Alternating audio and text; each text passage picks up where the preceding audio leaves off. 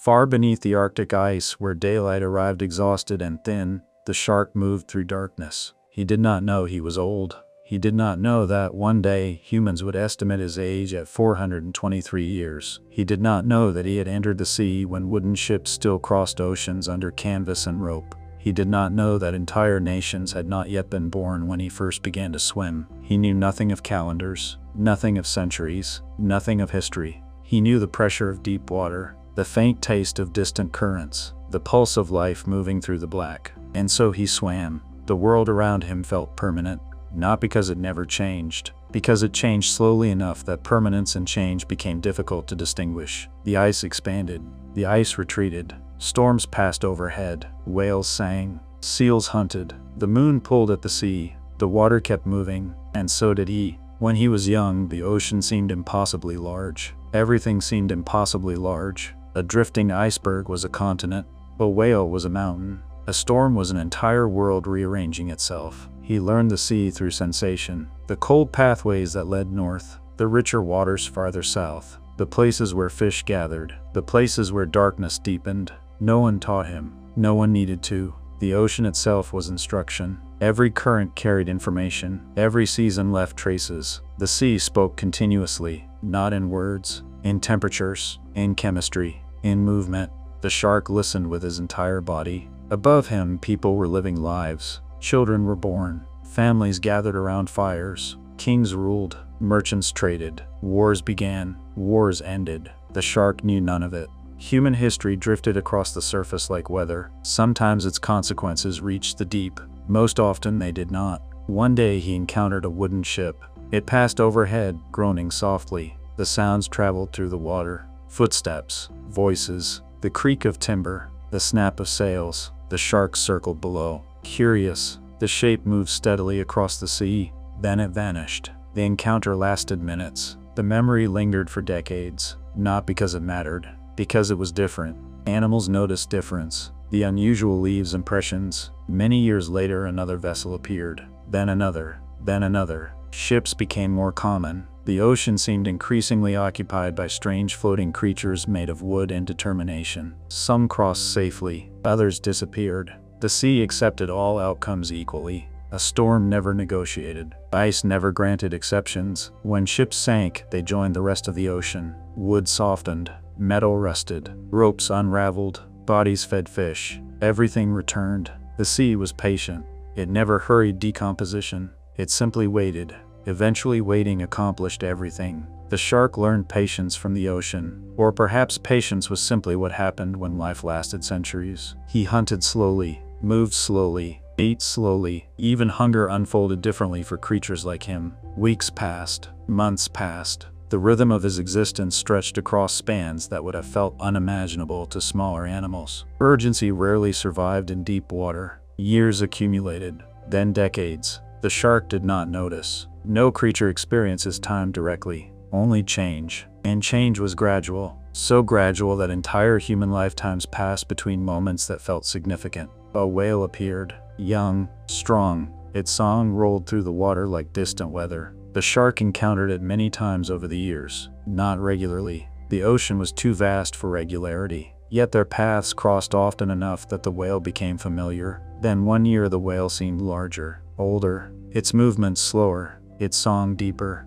Then years later it disappeared entirely. The shark never knew why. Death, perhaps. Injury. Distance. Another ocean. Animals vanish all the time. The sea keeps few records, yet the absence remained. The shark had become accustomed to the whale's presence. Now the water felt different.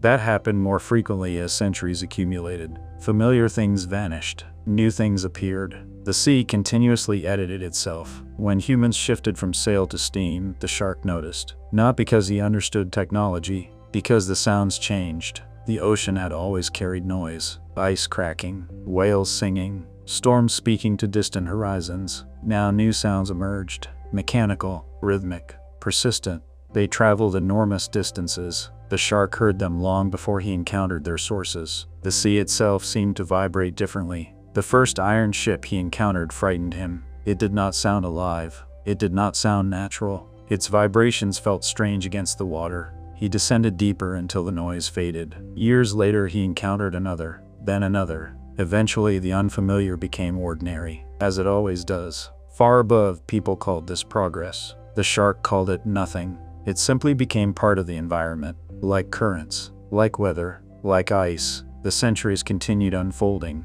The shark survived, not because he was extraordinary, because survival was simply what had happened so far. Each year added itself quietly. No celebrations, no milestones, no awareness. Only continuation. Sometimes he swam beneath ice so ancient it seemed eternal. Massive white cathedrals drifted through Arctic waters. Their submerged portions stretched downward into darkness. Silent, majestic, slowly dissolving. The shark spent entire seasons among them. They felt permanent. Yet decades later, many were gone. The sea carried away permanence piece by piece. One winter he encountered a seal pup. Small, curious. It followed him for hours, perhaps longer. The shark ignored it. The pup darted around him repeatedly, bold with youth. Eventually it vanished into brighter water. The encounter lasted less than a day, yet somehow it remained. The shark would remember the feeling of that energetic little presence long after entire generations of seals had come and gone. Memory worked strangely, not according to importance, not according to logic. Certain moments simply attached themselves to existence. As centuries accumulated, memories changed. The shark no longer remembered events clearly. Instead, he remembered impressions, a particular current, a distant whale song, the feeling of unusual warmth one summer, the scent of blood from a long-vanished hunt. His past blurred together, not disappearing, merging, like rivers joining the sea. Individual streams became impossible to separate, yet their water remained. The shark grew larger. Scars appeared, then faded. New scars replaced them. Time polished everything, even damage. Far away, empires rose. Far away, revolutions unfolded. Far away, maps changed. Humans often imagined history as dramatic. From the perspective of the shark, history resembled weather, temporary patterns passing across a much larger system. One autumn, though the shark did not know the word autumn, a whale died. The great creature descended slowly into darkness. The shark followed, not out of curiosity, out of instinct. Many others followed too. Fish, crabs, sleeper sharks, entire communities. The whale reached the seafloor. Then life blossomed around death. For years the carcass fed countless creatures. The shark returned repeatedly. Each visit revealed transformation. The whale became smaller, then bones, then fragments, then memory. Yet life remained abundant. The whale had not vanished. It had simply changed shape.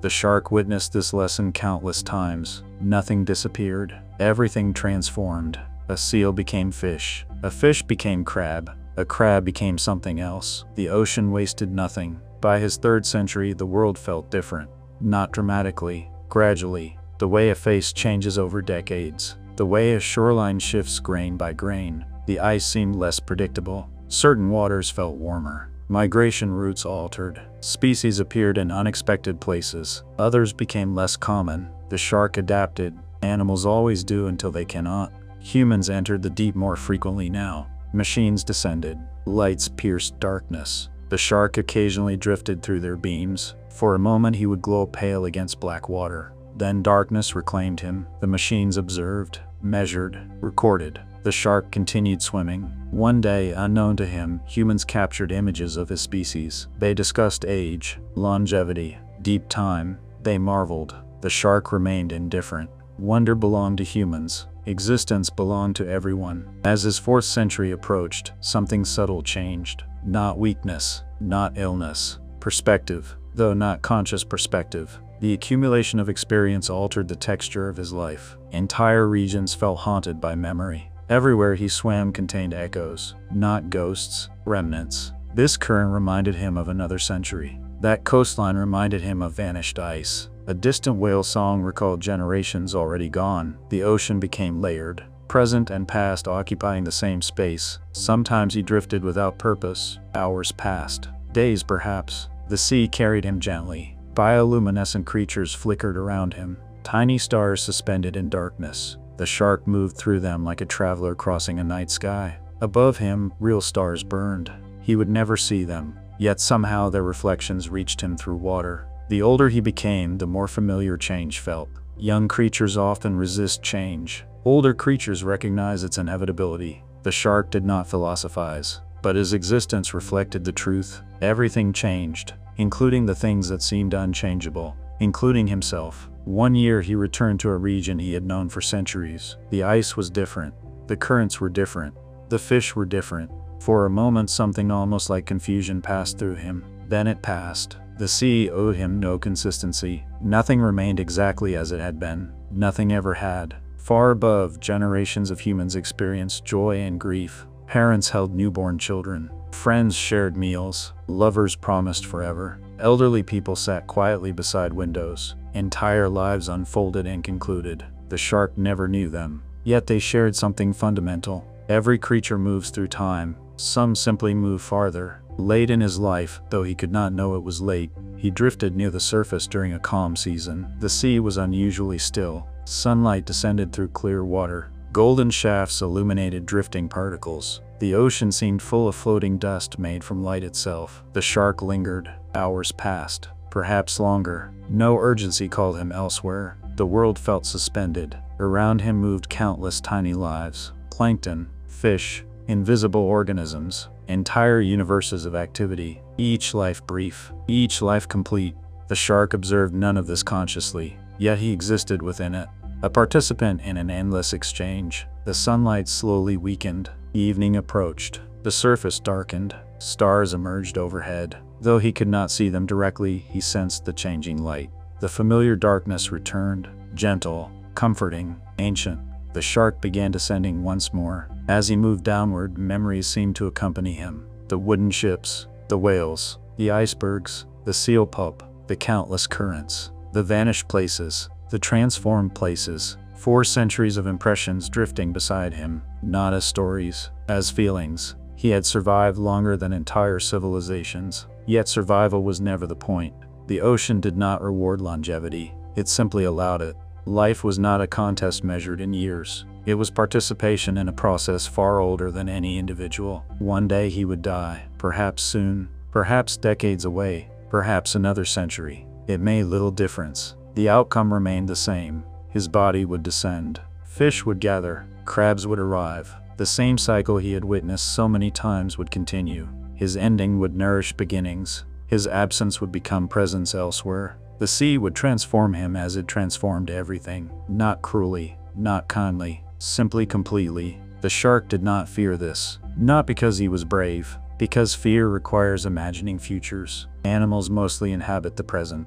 The shark belonged entirely to the moment he occupied. Current, pressure, movement, darkness, life. That was enough. It had always been enough. The deeper he descended, the more familiar the water became. Cold currents brushed against his skin. Ancient pathways welcomed him home. The ocean stretched outward in every direction. Vast, patient, unfinished. The same ocean that had carried him through 423 years. The same ocean that would continue long after he was gone. Above him, history continued. Below him, history continued. Within him, history continued. Everything flowed together, not separate, not competing, part of the same movement, the same tide, the same endless circulation. The shark disappeared into darkness. The water closed behind him. No monument marked his passage. No audience applauded. No record was kept. Yet his life remained woven into the sea, into every meal he had eaten, every creature that had fed upon him, every current that had carried him,